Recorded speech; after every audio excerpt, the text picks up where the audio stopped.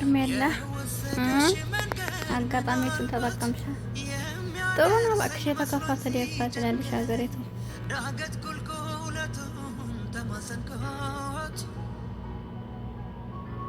የምትመለከቱት እንግዲህ እያጎረሰች ነው ትላላችሁ። ጎረምሳዋ እየቀለበች ነው። አሰላሙ አለይኩም ወራህመቱላሂ ወበረካቱህ። ውድና የተከበራችሁ ቻናል የቤተሰቦች እንዴት ናችሁ? ደህና ናችሁ? እኔ ያለሁ አልሐምዱሊላህ። ለቻናል አዲስ ከሆናችሁ ላይክ፣ ሼር፣ ሰብስክራይብ ያደርጋችሁ አበረታቱኝ። ከጎን የሆናችሁ ለምታበረታቱኝ ውድ ሀገሬ ልጆች ከልብ ነው የማመሰግነው። በያላችሁበት ሰላማችሁ ይብዛል። ለቻናል አዲስ ከሆናችሁ በድጋሚ ላይክ ሰቦን አትርሱ፣ አይከፈልበትም ማለት ነው። እንግዲህ እንደምትመለከቱት አብርሽና ሩታ አሉት በተጋቡ በአመታቸው ምን አመታቸው 5 ወር ነው 6 ወራቸው ተጋቡ ማለት ነው። እና እንግዲህ በ5 ወር ተለያይተዋል ትላላችሁ። የውሃ የተገናኙበት ቢረዝምም በጣም ያሳዝናል። እውነት ለመናገር አንዳንድ ጊዜ ያያችሁት አይደል ከጠበቁት ይልቅ ያልጠበቁት ነገር ነው የሚጠቅመው የሚባለው። አብርሽና ሩታን በዚህ መልኩ ይለያያሉ ብሎ ያሰባቸው ሰው አልነበረም። እንደውም የትዳር በቃ ይሆናል የፍቅር ተምሳሌት ሆነው እስከ መጨረሻው ጥሩ ነገሮችን እንዳጀማመራቸው ማንም ሰው የሚጠብቃቸው በቃ ፍጻሜው ያማረ ነው ብሎ ነበረ። ስለ ወደፊቱ ማንም አያውቅም። ነገር ግን ካላህ በታይ እኛም ስበቡን ማድረስ አለብን። ጥሩ ለማግኘት ጥሩ መሆን አለብን። ሰው እንኳን መጥፎ ቢሆንብንና እኛ ጥሩ ሆነን ለማግኘት ወይም ደግሞ ካላስ እሱን ሳንበድል ከዛ ነገር መውጣትን መልመድ ያለብን። ወርቀን መቅረት የለብንም። ሰው ሄደ ብለን ማዘንም የለብንም። ሰዎች እንደ ምርጫ መጠቀም የለብንም። አንድ ሲመጣ አንዱን መጉዳት የለብንም እና ብቻ ራሳችንን ማዳመጥ ግድ ይላል። እና እንደነገርኳችሁ ብዙ ሰው አዝኗል በመለያየታቸው። ያው እንዳልኳችሁ የመጀመሪያውን ነው እንጂ እዚህ ጋር እየተጣሉ ሁልጊዜ እያስለቀሳት እየተላቀሱ በሚመጡት ትዳር ብዙ ሰው አይፈልግም። ወይ ተለያዩ ወይ ደግሞ አስተካክሉ ነበር ሲባሉ የነበሩት። ነገር ግን እነሱ ከማስተካከል ይልቅ በመሀል ሰዎችን በማስገባት ትዳራቸውን የበለጠ እንዲሻክር አድርገው ተለያይተዋል ማለት ነው። እና ከዛ አንጻር እንግዲህ ትንሽ ይደብራል። ብቻ ያስጠላል። እውነት ለመናገር ትዳር ማለት ቀልድ አይደለም። ሁላችንም ብንሆን ትዳር የሚለውን ነገር ከምንም በላይ ልናስበልጠው ይገባል። ትዳር በገንዘብ አይለካም። ትዳር በውበት አይለካም። ትዳር በምንም አይለካም። ገብቷችኋል? የራሱ የሆነ መስፈርት አለው። ያላህ ካላህ የተሰጠን ነው። በቃ ተሳትረን የምንኖርበት ከብዙ ነገሮች የምንቆጠብበት በቃ ነው ትዳር። ገብቷችኋል? ብዙዎቻችን ትዳር የሚለውን ቃሉን እንጂ ምንም ፍጽንቱን ገብተን ምን ማድረግ እንደለብን አይገባንም።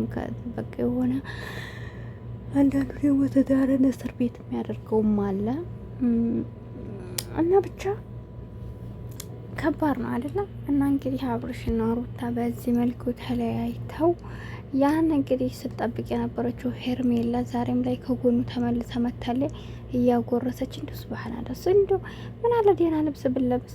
አሁን እስኪ በዙሪያ ያሉት ወንዶች ናቸው። ለማንን ለማማለል ነው? አብርሽን ብቻ ነው ወደ ሁላቸውንስ ለማማለል ነው? አሁን እንዲህ ያለ ልብስ ለብሳ የምትመጣው ምን 30 ከመንተን ቢሆን እኮ የሰው ልጅ ኧረ በእውነት ይደብራል። አያችኋቸው ብሩክና ቤል የሚባሉ ልጆች አይው ሩታን አለያዩ ከሱ ጎነናን እያሉ ሄርሜላ ስላለች እንግዲህ ነገ ጧትም ሄርሜላን እንደማያለያዩ በምንም ዋስትና የለህም። እንደ አይነት ጓደኛ አስፈላጊ አይደለም ሲጀመር። የእውነት አምላችሁና በፊትም ያመጧት እነሱ ነበሩ። ያው አሁን ከሩታ ጎን ያልቆሙትም የችኛይቱን የሆነ ኬዝ አላቸው። ገባችሁ አይደለ?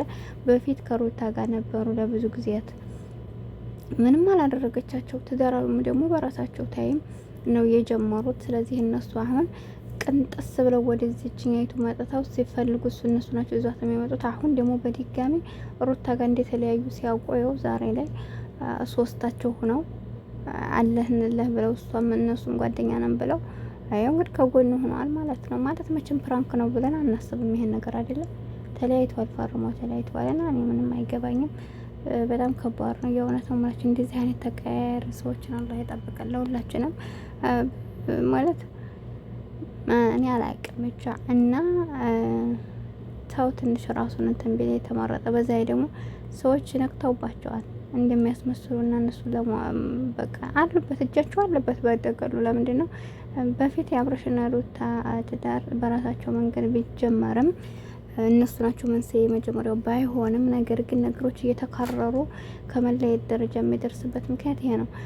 ሩታ እንግዲህ ባለፈው እሱ አብርሽ ወደ ውጭ ሄዶ ከተመለሰ በኋላ ነገሮችን አስተካክላ የመቀጠል ፍላጎቱ ነበራት። አይታችኋል እንትና ማርኬ ነው የእውነት ጓደኛ ማርኬ። ሁለታቸው መለያየት አልፈልግም። ማርኬ ደግሞ እነሱ ዝም ብሎ እንደዚህ የተጨመላለቀም ህይወትም እየተለያይተው እየተላቀሱ መኖር አይፈልግም። በቃ ሀቀኛ ትክክለኛ ለራሱ የማያደርገውን ነገር ሰው ላይ እንዲሆን ስለማይፈልግ እሱን ራሱ አይታችኋል። አጥቁረውት ነበር ባለፈው ለምን አመጣ ምናምን እነሱ ናቸው እንጂ ማርክ የደረሰባቸው ነገር የለም። ነገር ግን በትክክለኛው መንገድ ህይወትን እንዲመሩ ነው እሱ ያላቸው።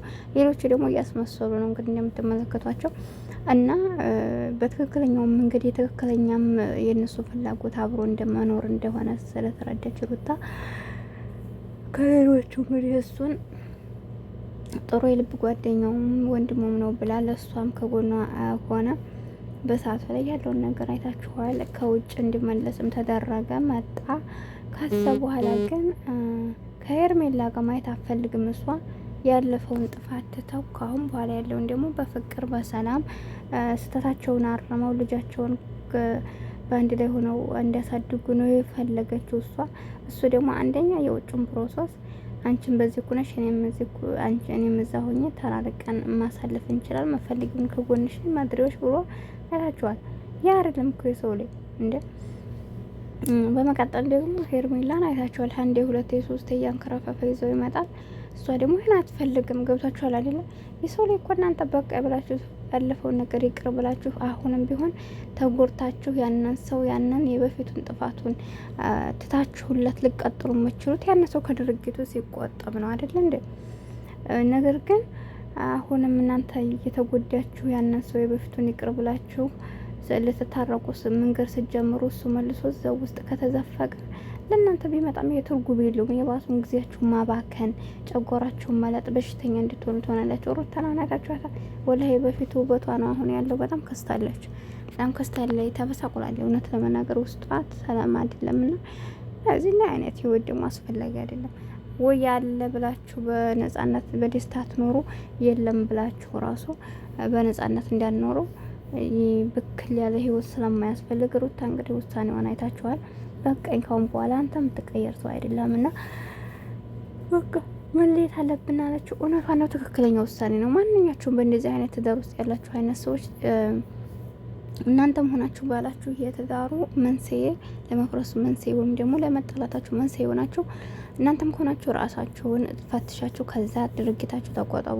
ወንዶችም ከሆኑ ደግሞ ወንዶቹ የሚቆጠቡ ከሆነ አስረዷቸው፣ ምከሯቸው፣ አሳዩቸው። በአንዴ ሳይሆን አንዴ ሁለቴ እዩዋቸው። ከዛ በኋላ ግን መቀየር የማይችሉ አይነት ሰዎች ከሆኑ አስፈላጊ አይደለም። እድሜያችሁን አትጨርሱ። እንደዚህ አይነት ህይወት ውስጥ ውልቅ ብላችሁ የራሳችሁን ህይወት መምራት ልመዱ። ምክንያቱም እንዳልኳችሁ በጣም ከባድ ነው። ለብሳችሁ እንዳለበሳችሁ የሚሆን አይነት ነገር ሰው ኑሮ ሰው እንደሌለ የሚያደርጓችሁ አይነት ሰዎች አስፈላጊ አይደሉም። ጊዜያችሁ ለምን ታባክናላችሁ? ህይወት አጭር ናት። በዚህ ሁኔታ ውስጥ እናንተ ምን ውስጥ እንደምገቡ መቼም የሰው ልጅ ሲከፋ መጥፎ ነገሮችን አይምሯችን ላይ ይመጣልናል። ገባችሁ? ሰው ሲያስከፋን እኛም ምላሽን እንፈልጋል እና ከዛ አንጻር የወንጀልን ባላህ ውስጥ ላለመግባት ማይሆናችሁ ሰው ጋር ከሆነ በጊዜያችሁ ውልቅ የሚሆን ከሆነ ደግሞ የእሱን ጥፋት ብቻ ሳይሆን ራሳችሁንም ቸክ አድርጋችሁ ለመቀጠል ሞክሩ።